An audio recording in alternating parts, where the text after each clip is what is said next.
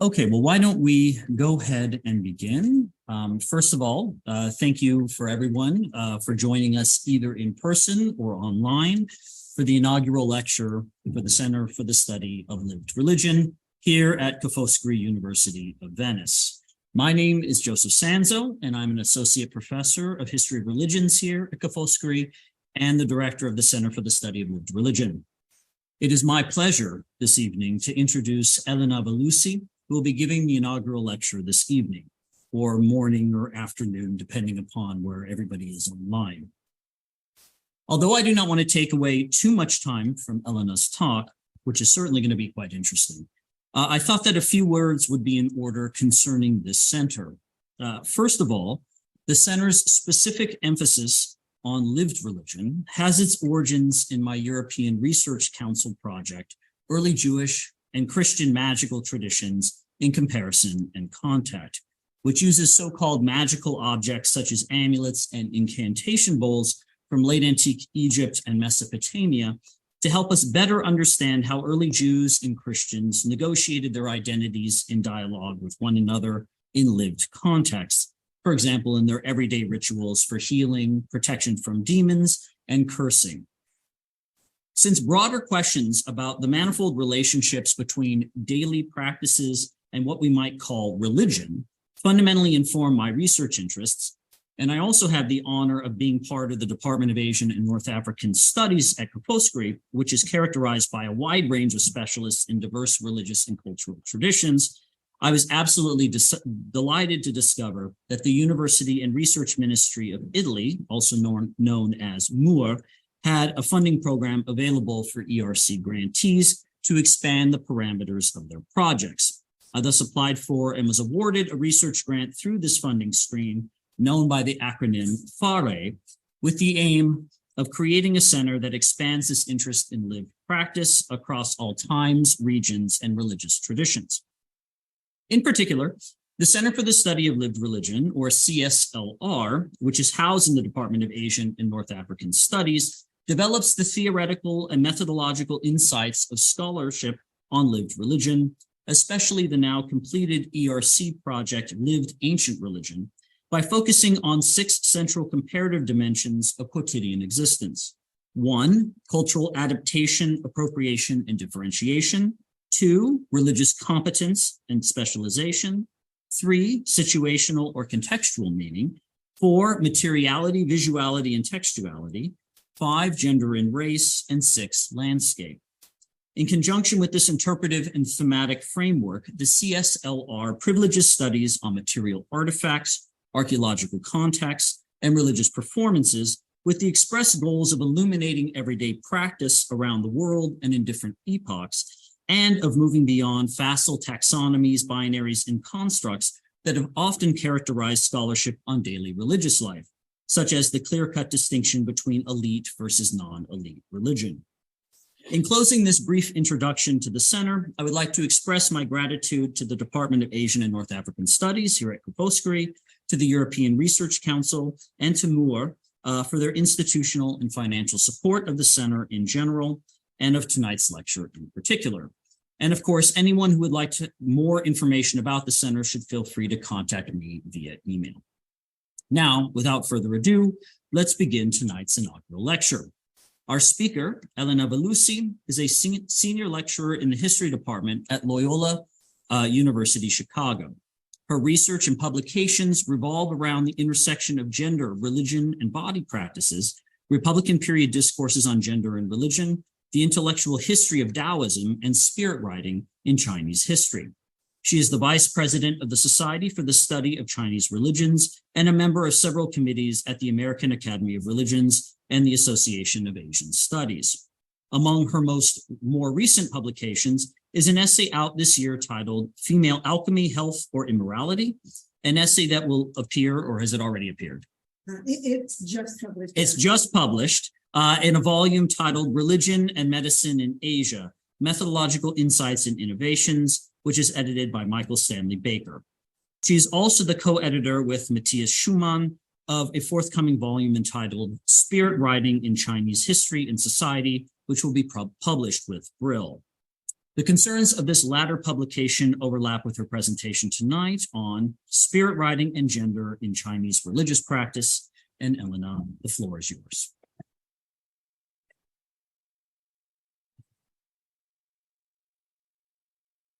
Thank you very much, Joseph, for this wonderful introduction. Thank you for asking me to give the inaugural lecture today. I'm very excited about this, and also thanks Professor Francesca Tarocco for inviting me to be a visiting scholar here for 3 months. And I'm very excited about all of this.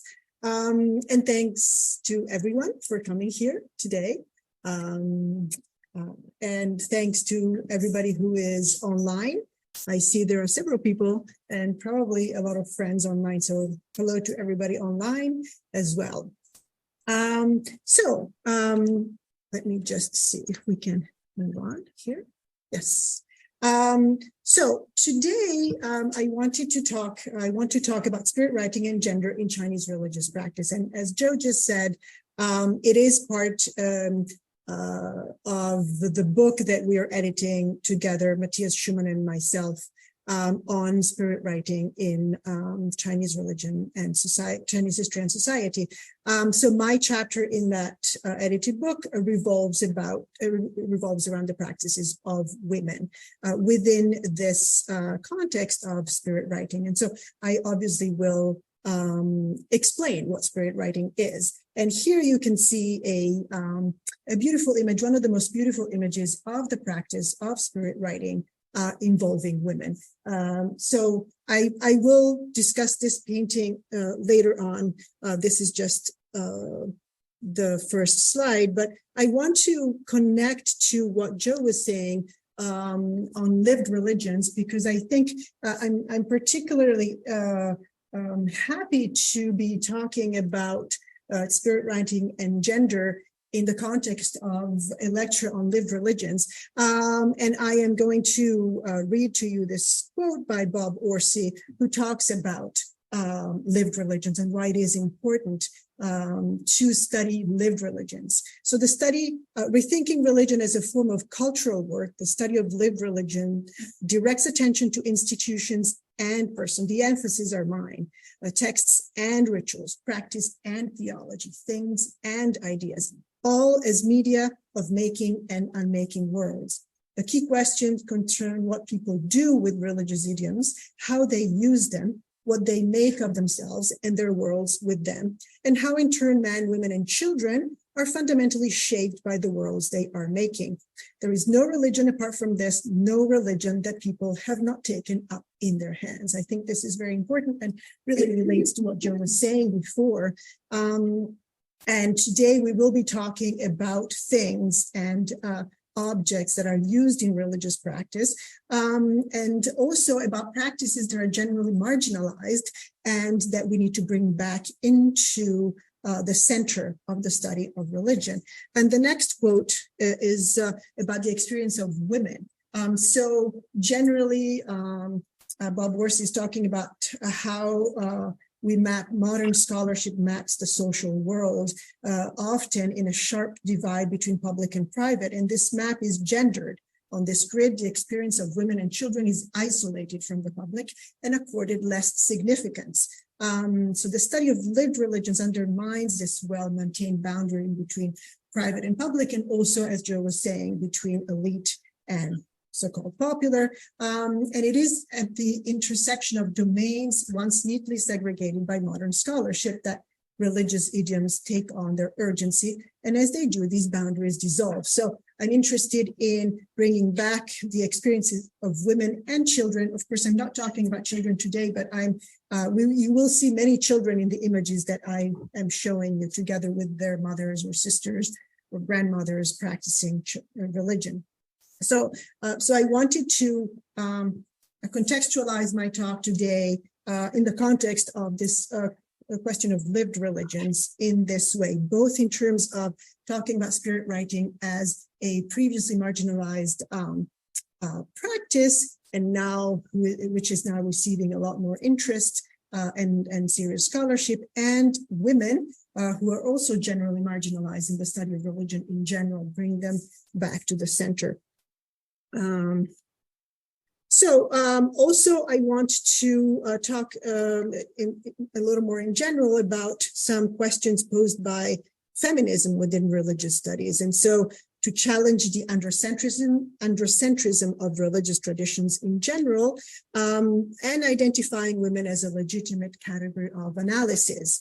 So we want to talk about women as central as men in the practice of religion.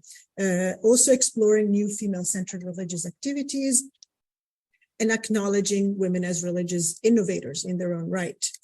Not just doers, but also innovators and agents, challenging the androcentric bias of scholarship in general, and shifting religious activities of women from the periphery to the center. And also, I want to see if we can identify gender-specific repertoires of practices. Do we have practices that are specifically gendered, that women do more than men or not? And this is an open question. But before all of that, I need to introduce what spirit writing is, because I'm not sure that many people in this audience or in the online audience actually know what it is. So I'm going to introduce it very briefly. And I'm going to read, because I have a little bit written on it, which also comes, by the way, from the introduction of our book. So it is a religious technique, and you will see it in practice on, I have a few snippets of the contemporary practice of spirit writing, but it is attested since at least the 10th century AD, that connects a person, or more often a community of people, gathered around an altar to a specific divinity in an effort to achieve positive outcomes regarding personal requests, access healing, receive moral guidance on a personal or societal level, and in many cases seek self-divinization. The divinity responds to these requests, often by descending into the body of the medium or into the tool used by the medium, which we will see, and dictating shorter or longer responses and scriptures, using a variety of writing implements, which we will also see. At times, the divinity possesses the implement without the need for a human medium, actually. The implement forms words on paper or a sand tray, and those words are then copied down by others and distributed to the whole community. Nowadays, once upon a time, these scriptures were printed on woodblocks, through woodblocks, and distributed. Nowadays, they are printed on a computer and also distributed in the community. Spirit writing is not necessarily connected to a specific religious traditions. However, it's very closely connected to Taoism and Taoist ritual, but we find it in different religious contexts as well. It is used by both clerics and lay people. And it's a technique that seeks the connection between humans and divinities. So it does have the presence of the divinities is very, very important. There are works, especially within Taoism, about revelations from very early on in Taoism. This particular technique, though, is not just revelation, but it's revelation through implements and with the and writing down these text and speeches or shorter or longer scriptures and distributing them. So it's a more specific than just a revelation. It needs an implement and generally also needs a medium that uses this implement. Often it's commonly traced back to the cult of the female deity Zigu, and I'll talk about her. However, it's also connected to Taoist circles of clerics summoning the gods within Taoist rituals in Taoist temples. We know we are still learning a lot about the early history of spirit writing. By the 1600 onwards, though, the use of spirit writing becomes a central creative force for Chinese religions, so much so that a lot of the texts that we have today, that we study today, especially within Taoism, were in fact produced through spirit writing. So we have tomes, we have hundreds and thousands of texts that were in fact produced through spirit writing that are at the center of Chinese religions. And so this creative force continues during the 20th century through the work of several societies, religious societies as well. So it's becoming clear that spirit writing was not a marginal religious activity in China, and in fact, it is central and extremely creative. There are several divinities that are connected to spirit writing that usually descend through spirit writing, and we'll talk about them. And most of them are male, some of them are female as well.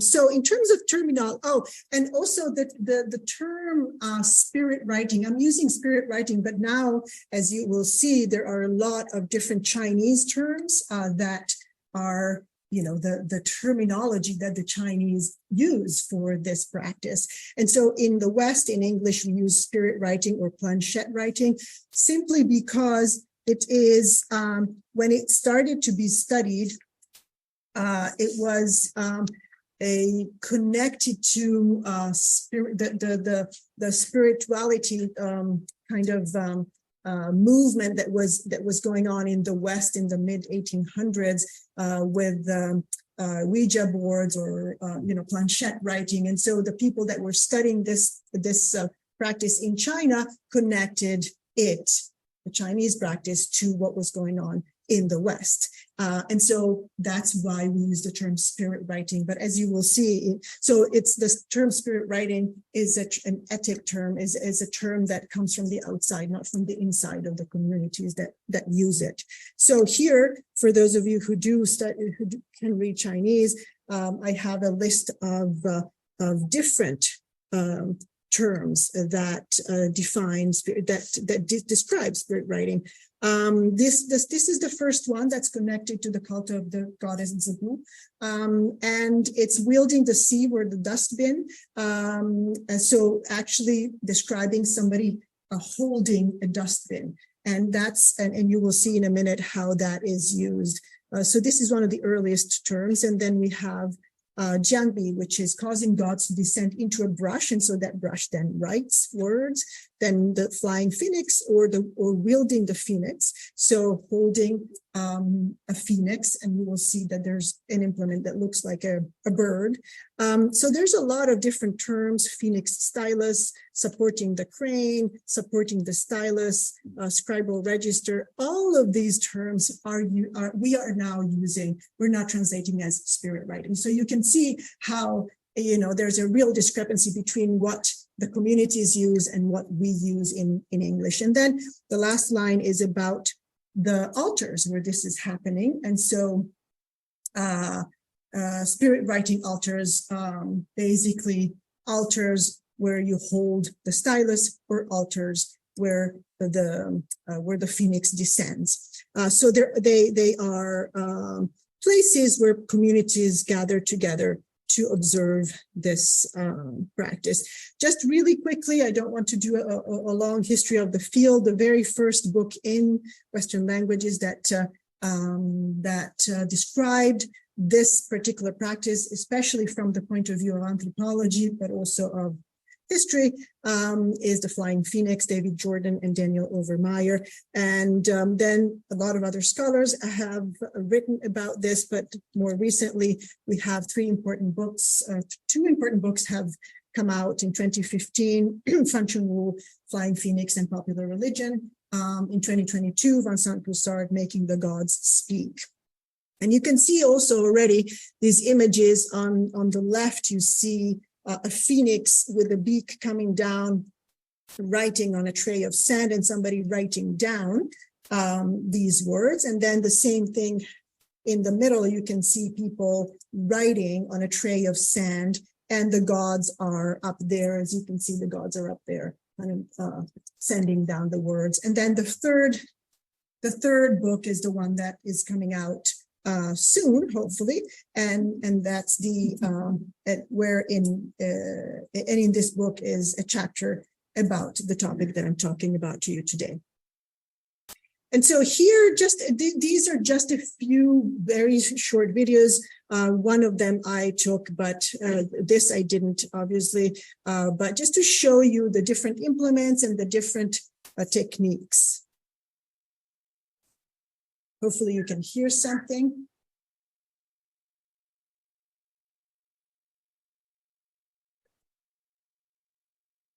I don't know if you can hear, but somebody outside of the field of vision here is calling out the characters that are written by this person with this implement. And that's a tray of sand that's cleaned every time.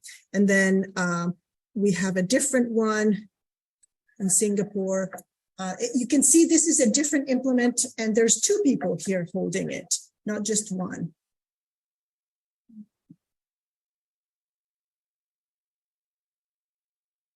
And you can also hear in the back, somebody is saying the words, because somebody says the words and then somebody writes them down.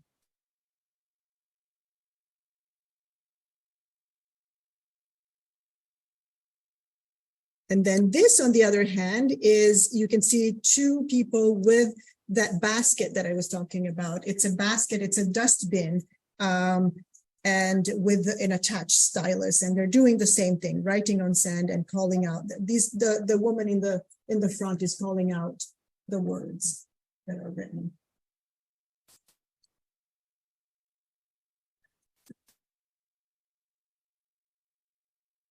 And then the last one is the one I took in Hong Kong. And again, you can see now it's just one person writing on the sand and another person writing down the record.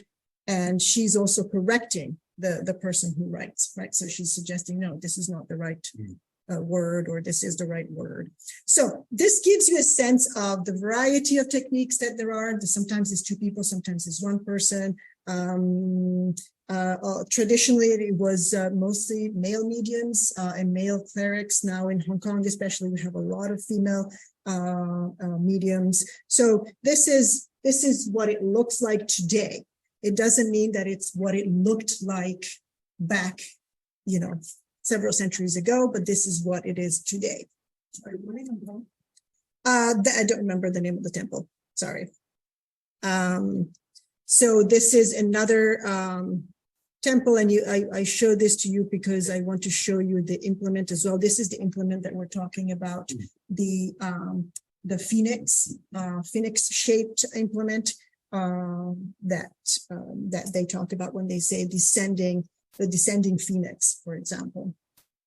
So this is the tools that we're talking about, and this is the basket as well. So it's a different tool that you saw earlier as well. So the aims of this talk today are to talk about role of women in spirit writing circles. So now that we know more or less what spirit writing is, and then we can talk about it more in the Q&A. But now that you know a little bit more about what it is, then I want to talk a little bit about the role of women and the role of goddesses. So there are women, but there are also goddesses that descend and communicate texts. And these, and my question is there a specific specific connection between goddesses and women that receive these texts from goddesses?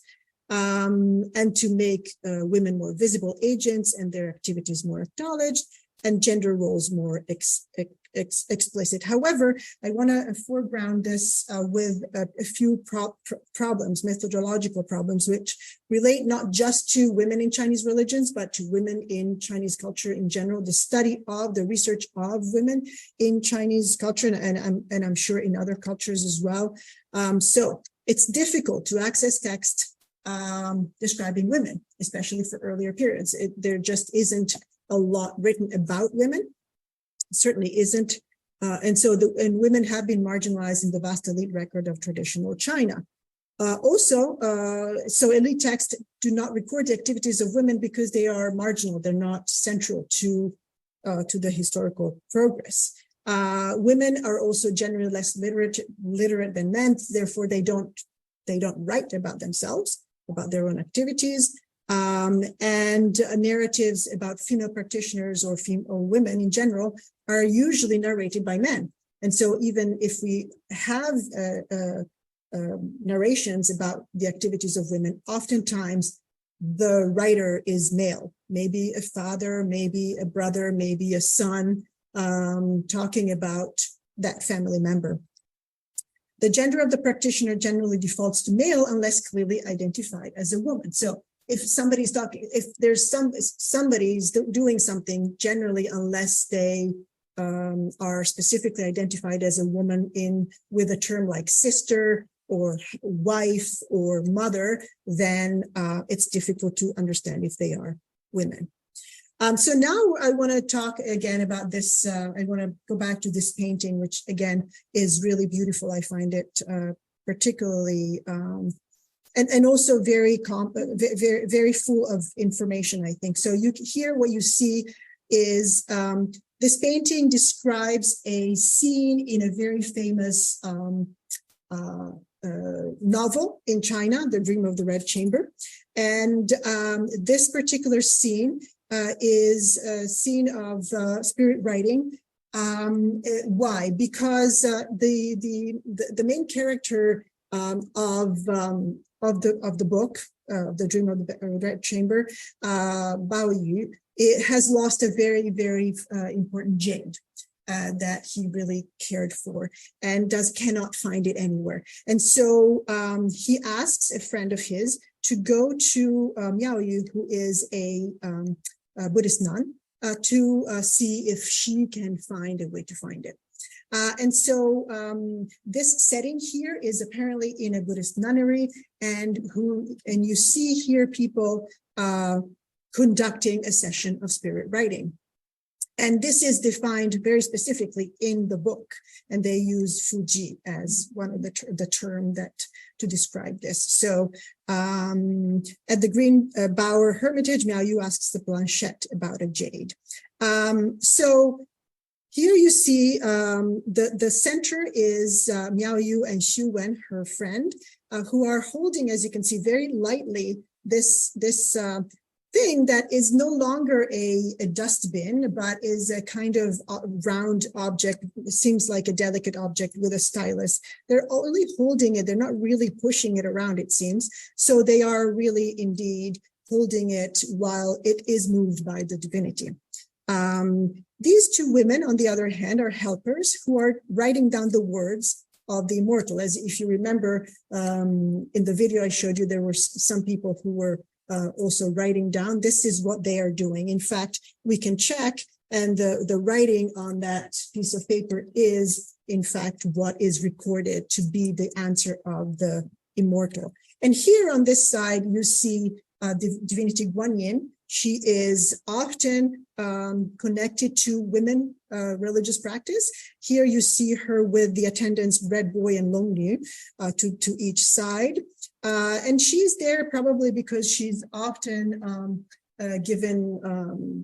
she's often a divinity, a female divinity who women connect to.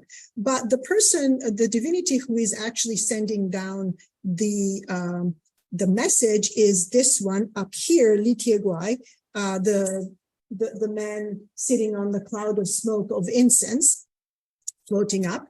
And he is identified in the novel as the person as the immortal who is sending down the response, because the question is, of course, where is the jade? And so now you can see this better. This context is at the center is the activity of spirit writing, and to the side is the writing down of the message. The other side is the immortal. And this is the message, which is very vague. And in fact, in the novel, they're not sure about what to make of it. But it says, "Alas, it left no trace nor sign. Gone to green sickness peak, to lie at the foot of an age-old pine. Why traverse countless mountains searching for your friend? Follow me and laugh to see the journey to the end." So it doesn't really say much about where the jade is, just that it's lost. But that's not important to us. The important thing is that there is this scene and the painting describing the scene. And I put it here because even though it's a later interpretation of what spirit writing is, it is a typical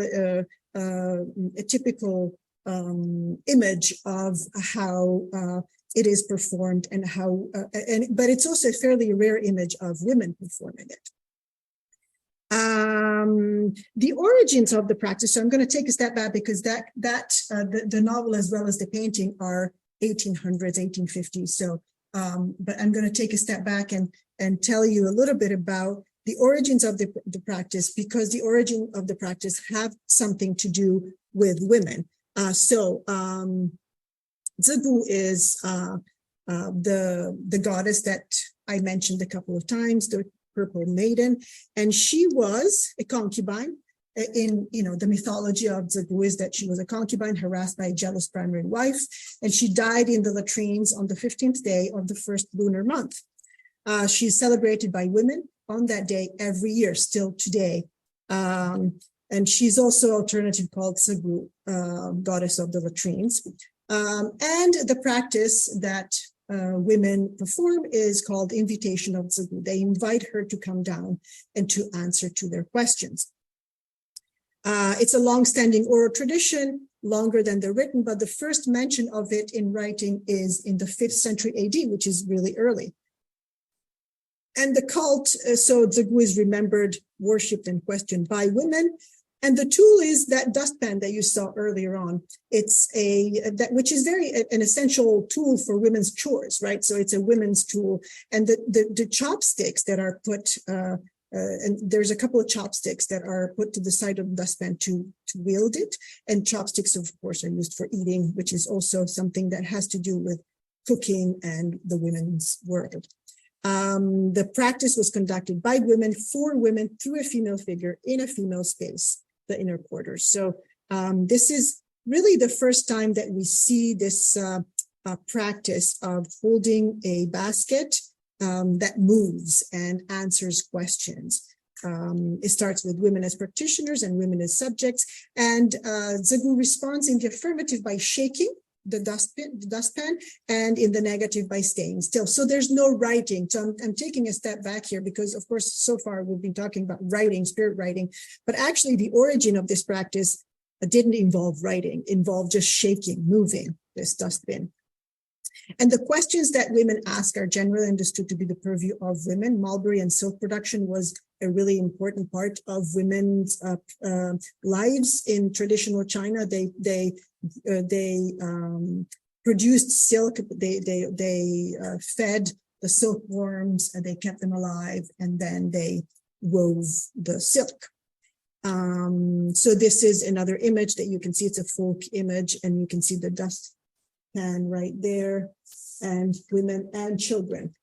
And this is a close up. In the 10th century, this practice that I just mentioned to you, the shaking and the Zigu practice, inviting Zigu to come down in the dustpan, shifted from a female to a male milieu. And this was actually something that Overmyer first mentioned in his book. So the shift from an oral to a written divinatory practice coincides with the transition from a female to a male group of practitioners, which is not unusual, because now that we're using writing, of course, men are much more able to write, especially in traditional China, than women. And so there's also the inclusion of male divinities. So we shift from a female goddess, from a goddess to gods. And also spirit writing starts becoming closely connected to Taoist ritual practice, and Taoist priests, male Taoist priests, used to connect to and summon deities. And this practice shifted from women to men, also because it catered to the new needs of the literati class, the anxiety that they had about passing the civil service examination, and so that they asked gods and goddesses about, the future of their life's future, because if they didn't pass the examination, they wouldn't have a place in society or in the bureaucracy. So by the 10th to the 14th century, the practice changed practitioners, means, and target.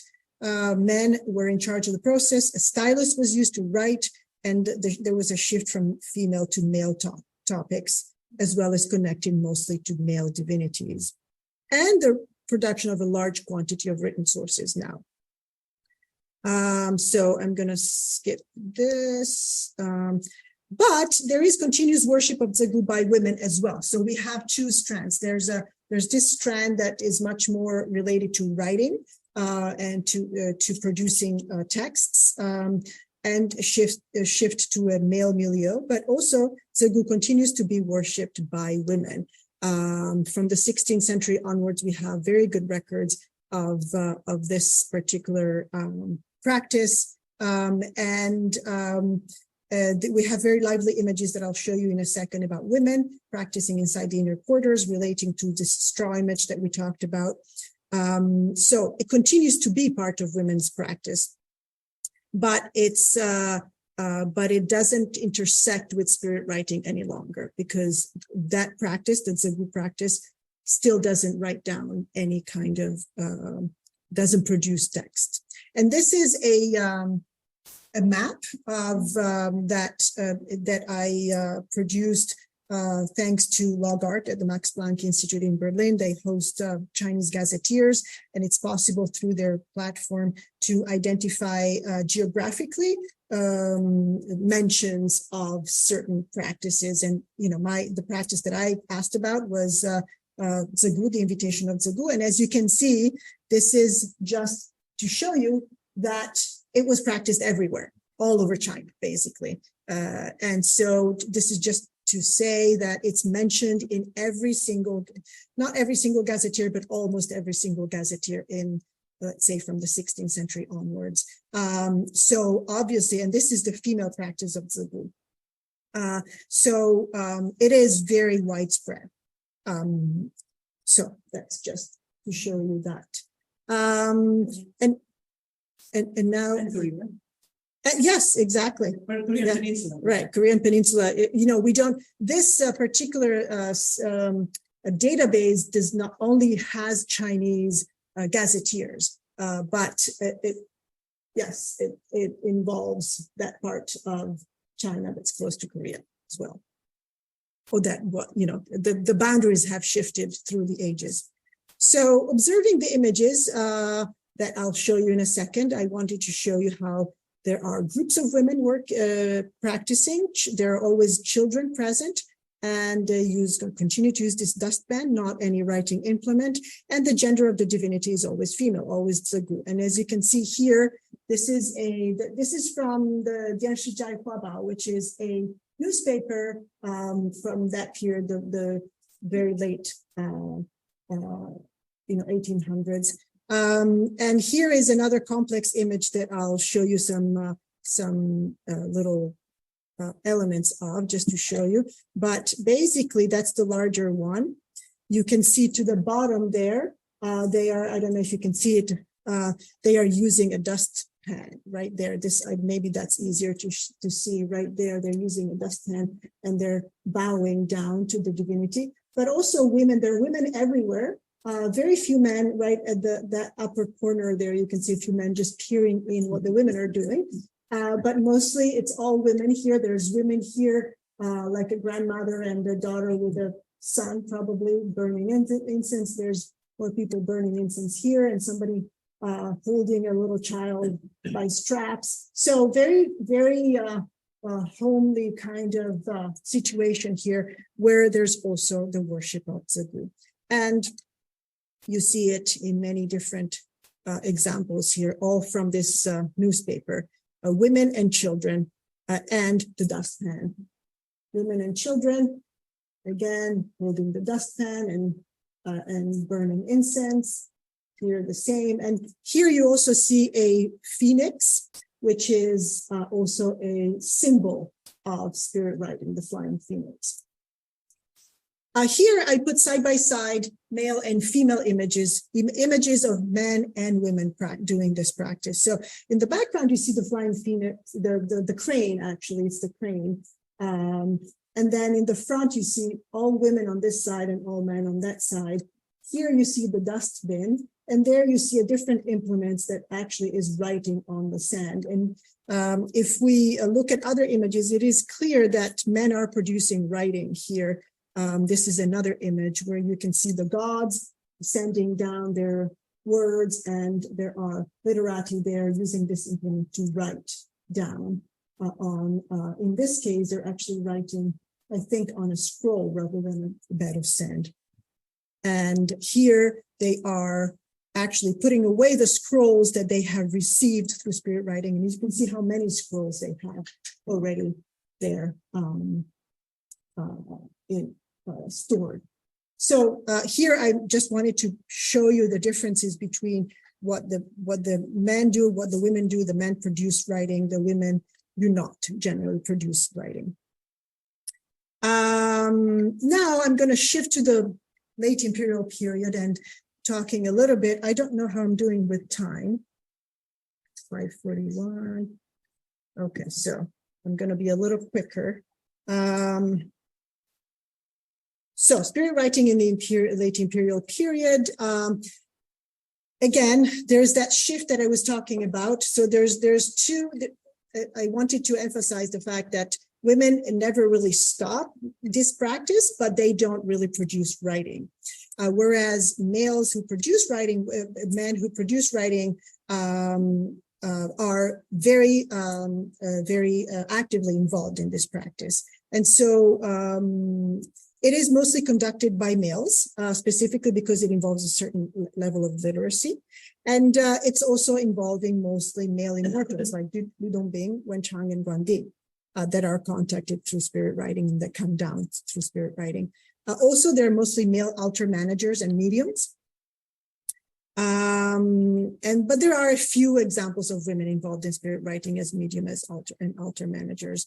And I'm going to actually skip this one, and I'm going to go to, so because generally in the late imperial period, we see mostly male communities actively involved in spirit writing, the question remains as what is the relevance of women in these communities? And research in this area is just beginning. So we don't really have a whole lot of information. And for all of those methodological challenges that I mentioned before, because we don't know actually if women were present, because sometimes they're not mentioned. If they're mentioned, sometimes we don't know that they are women, and oftentimes they are not part of the community that were active part of the community, so they don't get to be written down. Maybe they are there, but nobody writes down that they were there. Right. So it's challenging to find out if there were women and what they were doing. Also, it's important, again, to focus on female divinities. And are they there? And are they communicating something to men and women? So in this case, I have a case study, which I will go through very quickly, about the female alchemy tradition, which is a tradition, a Taoist tradition of inner alchemy, so inner self-cultivation, that is a tradition, a textual tradition that was transmitted through spirit writing.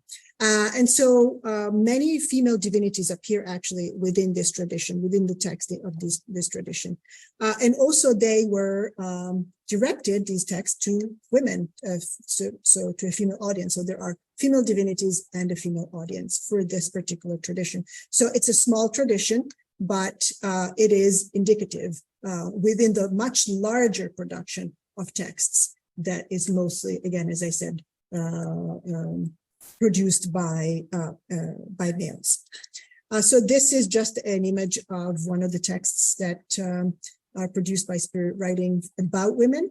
I'm sure I'll talk about this, I think, in a couple of lectures that I'll give to your students. So I don't really want to talk too much about this now, also because we don't have time, but it's basically self-cultivation for women. There's several texts about it, and again, as I said, it is a tradition that's transmitted generally by female divinities to women, to an audience of women. It emerges as a result of the expansion of spirit writing in general, And as I just said, it's all initial texts of female alchemy are the result of spirit writing. They are directed at female physical and moral self-cultivation. And there are goddesses that are transmitting these texts, like Xiwanmu, like Sungur, like Hosyangu. There are also influential male divinities like Wenchang and Yudunbing that facilitate the transmission. So there is a relationship between male and female divinities in this transmission as well, but mostly it's a female transmission. So the question that I very quickly want to pose here is there something specifically female about this, about this tradition, and why are we focusing on it? And there are specific elements that relate only to women. First and foremost, the practice is practice on the female body, very specifically on the female body. As you saw, there was a female body there, and very specifically discussing what the changes of the female, what changes happen in the female body. And so this is the scripture, one of the scriptures that are within this female alchemy tradition, the scripture of the origin of the female. And so obviously the scripture itself defines itself as relating to women. It is the goddess Sumpur that transmits it, and she acknowledges that it is so difficult to find text directed to women, and that's why she is appearing and she is transmitting this text to help women. So that's exactly what she says. For this reason, I manifested in a female form. I borrowed a woman's hand, which is the medium. I discussed women's methods, and I transmitted instructions for women. So obviously, this is a very female-centered process, and that's the Chinese. And the medium is also female, and she identifies it as a woman's hand. But we also know the name of this medium just this one time. It's very hard. It's one of the few times that we know that the medium was female. And the goddess also underlines the need to be filial and chaste to women as a prerequisite to receiving instruction and ascending to the god's palace. So filial and chaste is something, especially chaste is something that is specific to women, as we probably all know. So again, these are all very gendered elements here that surrounding the transmission of this one particular text. Yeah. Let's back to, so yeah, let's switch. So one more thing that I wanted to point out is that there are female hagiographies, so stories of good women that are in these kinds of female alchemy texts. So examples of good women. What do good women do? They are good to their parents. They are good to their husbands. They're good to their children. And so examples of good women are something that also is included in these kinds of these texts for self-realization for women. And so now back to the beginning, I wanted to go back to, so I didn't really speak too much. We can talk a little more maybe about the female alchemy tradition. I didn't want to go too much into detail, just to say that it is a very gendered area of spirit writing, and that's why I focused on it. But it's a small area of the large production of texts that happens in the late imperial period through spirit writing. But to go back to the beginning of my talk, I wanted to focus on dissolving boundaries and revealing practices that are considered superstitious and unimportant and marginal and often not recorded in official records. So, and this is something that has happened for spirit writing that hasn't really come to the foreground as a topic of serious scholarly work, because it's seen as marginal. And I think it's important to bring it back to the center, bringing marginal practices back to the center. Also, the tendency to render male practices normative in understanding what counts as religious practices, I wanted to counter that and show you that there are women working, doing similar things to men, but they're also doing it in different ways and connecting with other women, connecting with goddesses. So let's talk about those too, and so that they can become normative as well. And so uncovering and reassessing the practices of women enhances our understanding of religion in its variety. So we want to describe religion in all of its forms, including what happens to women, what the women do.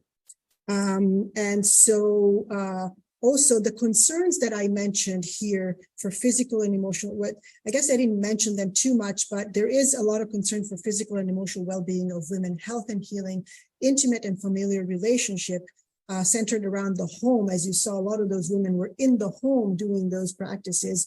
These are all universal concerns. They're not just women's concerns, they're universal concerns. And so that's why we need, again, to bring them back to the center.